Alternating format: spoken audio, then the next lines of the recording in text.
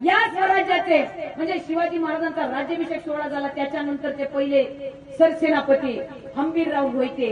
या हंबीरराव मोहित्यांची कन्या जिला मोगल मर्दानी म्हटलं गेलं. एका बाईचं कर्तृत्व सुद्धा काय असतं बघा. आई जिजाऊ नुसत्या वाचून ऐकून चालणार नाही. आई जिजाऊची नाच सोन छत्रपती संभाजी महाराजांचे बंधू छत्रपती राजाराम महाराजांची पत्नी महाराणी ताराराणी. जेव्हा या मराठ्यांच्या गाठीच्या तीन छत्रपती या आलमगीर औरंगजेबानं बघितले ना, अनंतात विलीन झालेले.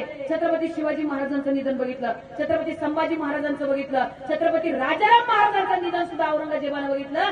त्या औरंग्याला वाटलं आता हा दख्खन मला जिंकण्या वाचून कुणी रोखू शकत नाही. आता जाता चुटकी सरकी हा दख्खन जिंकतो, पुन्हा माझ्या गादीवरती तख्तावर येऊन बसतो. येताना औरंगजेब लाखो करोडचा खजाना घेऊन या दख्खनच्या मातीवरती येत होता, पण या औरंगजेबाला या दख्खन मातीचा एक कण सुद्धा जिने जिंकू दिला नाही. तिचं नाव म्हणजे मोगल मर्दानी महाराणी ताराराणी आहे. या औरंगजेबाला खेळ करून सोडलं तिनं.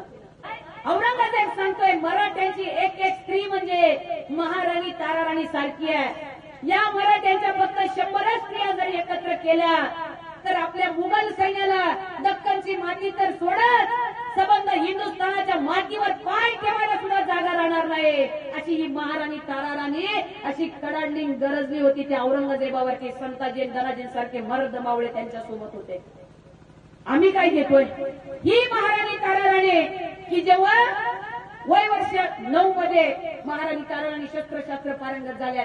वयाच्या 14व्या वर्षी राज्यकारभाराचे धडे शिकू लागले आणि वयाच्या 24व्या वर्षी महाराणी ताराराणींना विधवा पण वाट्याला आलं.